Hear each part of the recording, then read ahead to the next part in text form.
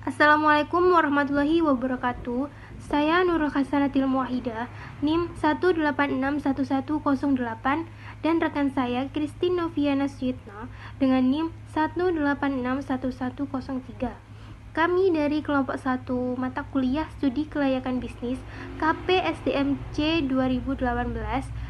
Di sini kami akan menjelaskan mengenai aspek teknis dan teknologi usaha makanan cepat saji dalam bentuk restoran burger. Yang pertama yaitu lokasi. Ada beberapa poin. 1. Lokasi berada di tengah kota dan memiliki posisi tanah yang stabil. Yang kedua yaitu lokasi berada di area komersil sehingga target market tepat sasaran. Dengan memilih lokasi yang banyak orang dan berlalu lalang, akan mudah membuka peluang pengunjung yang datang semakin banyak. Selain itu, dapat menghemat waktu dan tenaga karena biasanya lokasi yang dekat dengan konsumen akan menjadi pilihan pertama mereka, sehingga target market tepat sasaran. Yang ketiga yaitu tersedia bahan baku yang memadai. Ketersediaan bahan baku menjadi faktor yang penting sebab menjadi bahan dasar dalam menghasilkan suatu barang dan produk.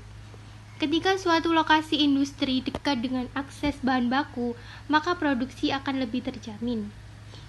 Selanjutnya yaitu tersedianya tenaga kerja.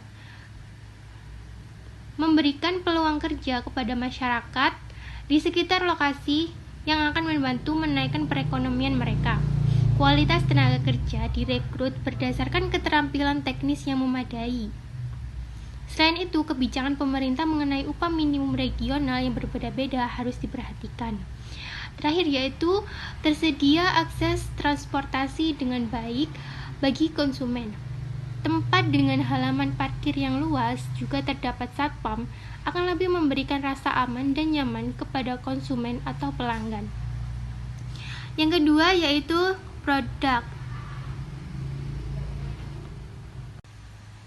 Selanjutnya yaitu produksi. 1. Menggunakan bahan yang berkualitas dan fresh. Sudah menjadi tanggung jawab restoran untuk menjaga loyalitas pelanggan dengan memberikan makanan yang lebih lezat. Oleh karena itu, kualitas bahan juga harus diperhatikan. Selain dapat menyehatkan, soal rasa, bahan baku fresh jauh lebih lezat.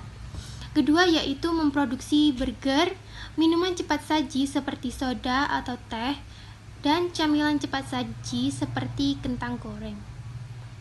Yang ketiga yaitu peralatan yang digunakan. Yang paling penting adalah alat masak seperti kompor dan pemanggang, freezer untuk es batu, dan tempat penghangat makanan. Keempat yaitu jumlah tenaga kerja yang dibutuhkan. Sekitar 4-6 orang dengan posisi sebagai cleaning service, chef assistant, waiter atau waiters, dan juga kasir. Selanjutnya akan dijelaskan oleh rekan saya. Selanjutnya ada tools and technology. Yang pertama, memastikan tenaga kerja menguasai teknis memasak dengan mesin. Yang kedua, menggunakan mesin canggih dan terbuat dari bahan anti karat seperti berbahan stainless steel. Yang ketiga, dalam perkembangan teknologi yang canggih, kemungkinan alat penggorengan bisa digunakan tanpa minyak seperti dry frying, dan alat panggang burger dapat otomatis dua sisi sehingga tidak perlu repot membalik burger. Yang keempat, bisnis makanan cepat saji ini dapat ditemukan di berbagai tempat dan sudah berkembang, walaupun alat-alat masak ini dapat ditemukan di tempat elektronik atau toko alat masak. Layout atau gambaran restoran cepat saji. Idealnya, ruang penyimpanan, dapur, dan kasir berada dalam satu area memudahkan pekerja untuk memproduksi dan terdapat wastafel dan kamar mandi yang dapat dijangkau baik karyawan maupun pengunjung. Terdapat meja dan tempat duduk di pinggir kaca, didesain dengan maksud jika pengunjung ingin menikmati makanan dengan menatap area luar restoran ala bar. Desain interior yang simpel namun elegan menambah kesan hikmat dalam menikmati makanan. Sekian hasil kajian analisis teknis dan teknologi oleh kelompok 1 tentang bidang usaha makanan cepat saji. Apabila ada salah, mohon maaf. Wassalamualaikum warahmatullahi wabarakatuh.